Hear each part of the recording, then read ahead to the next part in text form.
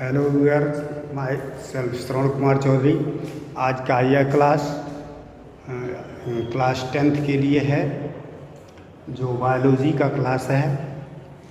आप देखें इसको। आज का टॉपिक है दोहरा परिसंचरण। क्या टॉपिक है? दोहरा परिसंचरण। गलती से दोहरा निषेचन लिखा है। दोहरा परिसंचरण।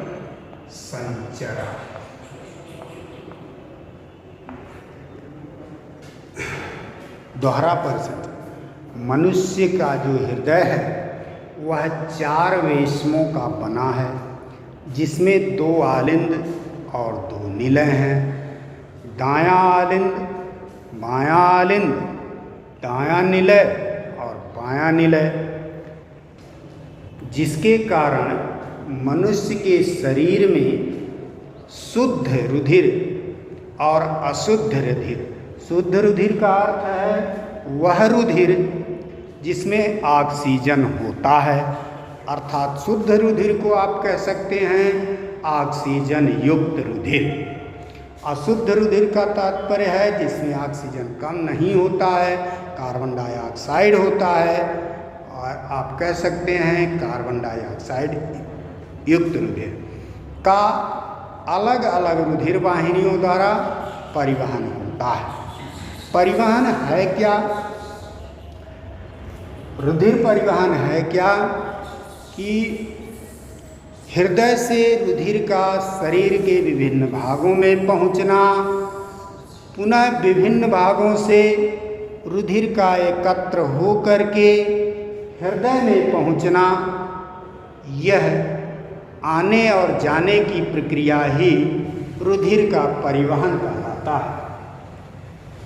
मनुष्य में हृदय में 4 वेशम होने के कारण रुधिर संपूर्ण शरीर का भ्रमण करने के लिए हृदय में 2 बार आता है, जिसके कारण इसे दोहरा परिसंचरण कहते हैं।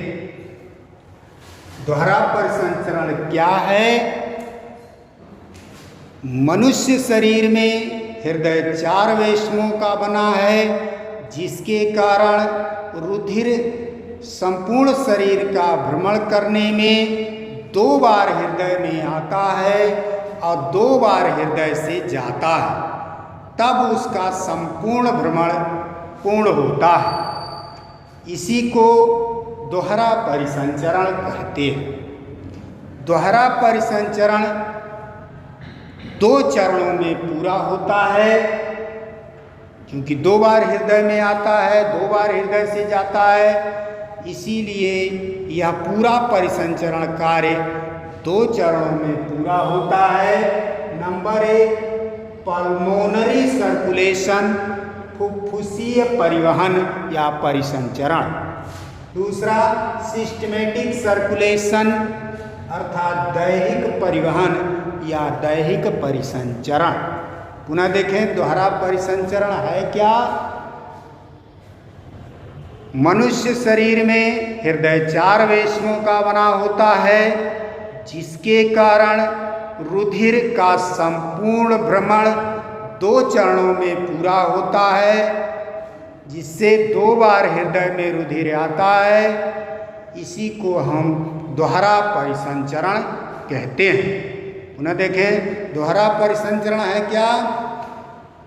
मनुष्य का हृदय 4 वेशमों का बना होता है, जिसके कारण रुधिर संपूर्ण शरीर का परिवहन करने में 2 चरणों में पूरा करता है, अर्थात 2 बार हृदय में आता है, 2 बार हृदय से जाता है, जिसके कारण इसे दोहरा परिसंचरण कहते हैं। आइए अब देखें 2 चरण कौन कौन से हैं। पहला है पल्मोनरी सर्कुलेशन, फुफ्फुसीय परिवहन। ये हेडिंग पड़ेगा। फिर हम इसमें बताएंगे हृदय के किस भाग से रुधिर निकलकर कहाँ जाता है और कैसे फिर हृदय में आता है। यानी हृदय से रुधिर का फेफड़ों में पहुँचना और फेफड़ों से पुनः वापस हृदय में आना फुफ्फुसीय परिवहन कहलाता है। देखा कैसे रुधिर बाएं निलय लेफ्ट वेंट्रिकल, यहां देखें बाएं निलय से रुधिर निकलता है और ये तो दैहिक परिवहन। पहले देखा दाएं और दाएं निलय से रुधिर निकलता है। एक बार पुनः करें फुफ्फुसीय परिवहन, दाएं निलय से रुधिर निकलता है पल्मोनरी ऑर्टा के द्वारा। दाएं निलय से रुधिर निकलता है फुफ्फुसीय धमनी, महाधमनी, पल्मोनरी आर्टा, फुफ्फुसीय महाधमनी से होता हुआ दोनों फेफड़ों में पहुंचता है, जहां पर रुधिर में आया कार्बन डाइऑक्साइड फेफड़ों से निकाल लिया जाता है और उसमें ऑक्सीजन मिला दिया जाता है। अब यह रुधिर ऑक्सीजन युक्त होकर फुफ्फुसीय शिराओं द्वारा बाएं आलिंद में आता है। जो लेफ्ट ऑरिकल लिखा है यले बायां आलिंद, बाएं आलिंद में आता है। देखें कहाँ आ रहा है, बाएं आलिंद। मेरे हाथ को देखें, फुफ्फुसीय परिवहन में रुधिर दाएं निलय से निकलकर फेफड़ों में पहुंचता है, जहां पर कार्बन डाइऑक्साइड निकाल लिया जाता है, ऑक्सीजन मिला दिया जाता है। फिर वह शुद्ध रुधिर फुफ्फुस शिरा द्वारा बाएं आलिंद में आता है। यहां तक आने पर फुफ्फुसीय परिवहन पूर्ण हो जाता है। फिर दूसरा सिस्टमैटिक परिवहन। आप देखें बाएं आलिंद में आया हुआ रुधिर बाएं निलय में पहुंचता है। बाएं निलय से यह रुधिर आर्टा, सबसे मोटी धमनी जो दैहिक महाधमनी कहलाती है, से हृदय से निकलता है। फिर यह दो भागों में बंट जाता है। एक शरीर के ऊपरी भागों को रुधिर ले जाता है, दूसरा शरीर के निचले भागों को रुधिर लाता है। यह रुधिर दैहिक महाधमनी द्वारा शरीर के अग्र भागों को शरीर के पश्च भागों को वितरित किया जाता है, जहां पर ऑक्सीजन का ऊतकों में उपयोग हो जाता है और फिर उसमें कार्बन डाइऑक्साइड आ जाती है। अब यह रुधिर शरीर के अग्रभागों से एकत्र होकर एंटीरियर वेन, अग्र महाधमनी द्वारा दाएं आलिंद में तथा पश्च महाधमनी द्वारा दाएं आलिंद में, दोनों महाधमनियां आकर दाएं आलिंद में खुली है। यानी शरीर के पश्च भागों में, निचले भागों में पहुंचा हुआ रुधिर उपयोग होने के बाद कार्बन डाइऑक्साइड युक्त रुधिर पश्च महाशिरा द्वारा दाएं आलिंद में तथा शरीर के अग्र भागों का रुधिर एकत्र करके अग्र महाशिरा द्वारा दाएं आलिंद में छोड़ दिया जाता है। पुनः दाएं आलिंद से दाएं निलय में आ जाता है। इस प्रकार दैहिक परिवहन पूर्ण हो जाता है। एक बार पुनः और देखें, दैहिक परिवहन में बाएं निलय से रुधिर दैहिक महाधमनी द्वारा शरीर के अग्र भागों तथा शरीर के पश्च भागों को वितरित किया जाता है, जहां ऑक्सीजन का उपयोग कर लिया जाता है और कार्बन डाइऑक्साइड मिला दिया जाता है। पुनः वहां से शरीर के पश्च भागों से पश्च महाशिरा द्वारा दाएं आलिंद में तथा शरीर के अग्रभागों का रुधिर अग्र महाशिरा द्वारा दाएं आलिंद में छोड़ दिया जाता है, जहां से पुनः दाएं निलय में आ जाता है। इस तरह से द्वारा परिसंचरण पूर्ण हो जाता है।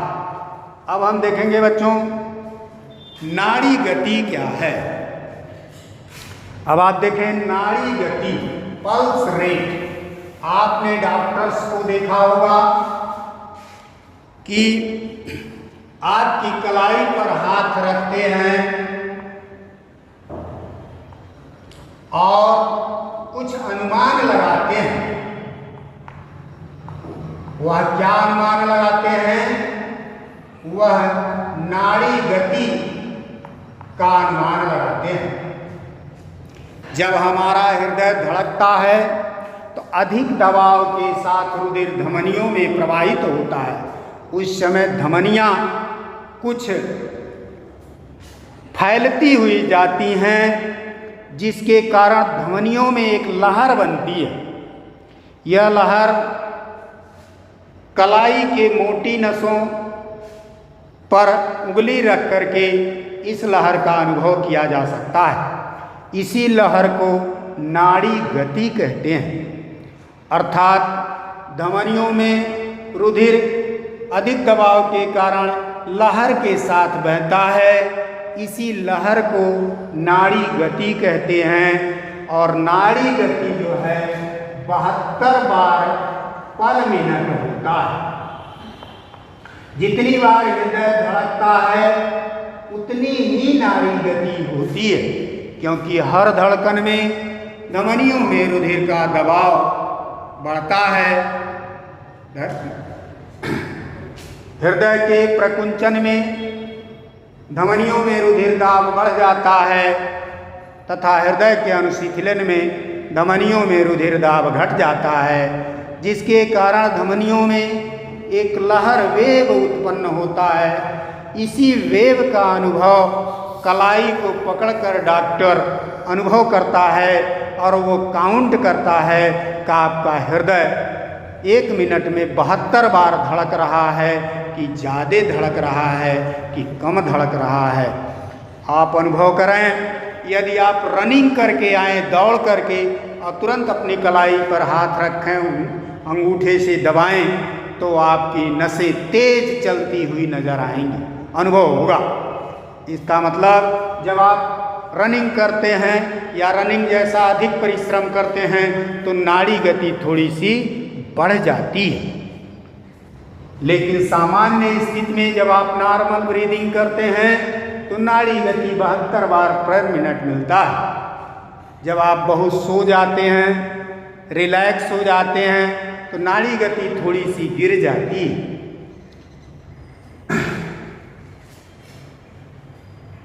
आपात स्थिति में जब आपको संशय हो जाता है, दुख हो जाता है, विषाद हो जाता है, उत्तेजना हो जाती है, तो भी नाड़ी गति बढ़ जाती है, क्योंकि हृदय का पंपिंग रेट बढ़ जाता है।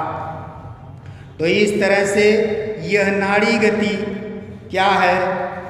धमनियों में हृदय के दबाव से उठने वाले लहर को ही नाड़ी गति कहते हैं, जो 1 मिनट में 72 बार होता है। अब हम देखेंगे ब्लड प्रेशर। ब्लड प्रेशर क्या है?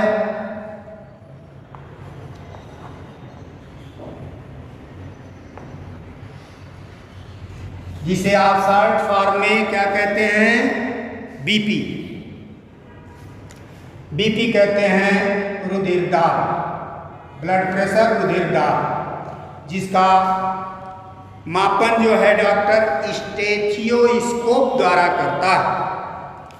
हृदय के प्रकुंचन और अनुशीतलन से रुधिर वाहिनियों में पड़ने वाला दाब रुधिर दाब कहलाता है। इस परिभाषा नोट करें। हृदय के प्रकुंचन और अनुशीतलन को से रुधिर वाहिनियों में पड़ने वाला दाब रुधिर दाब कहलाता है, ब्लड प्रेशर कहलाता है। यह 2 प्रकार का होता है। प्रकुंचन दाब। प्रकुंचन दाब हृदय के प्रकुंचन के समय धमनियों में पड़ने वाला दाब प्रकुंचन दाब कहलाता है। यह 120 mmHg होता है नॉर्मली, 120 mmHg। और अनुशीतलन दाब क्या है? हृदय की धमनियों में, हृदय के अनुशीतलन से रुधिर के धमनियों में उत्पन्न दाब को अनुशीतलन दाब कहते हैं। यह नॉर्मली 80 mmHg होता है। इस तरह से जब डॉक्टर आपका रुधिर दाब मापन करता है तो वो लिखता है 80/120 mmHg। इसका मतलब कम वाला दाब अनुशीतलन दाब है, अधिक वाला दाब प्रकुंचन दाब होता है। इसके बाद अब हम लोग अगले टर्म पर देखेंगे लासिका क्या है और लासिका परिवहन तंत्र।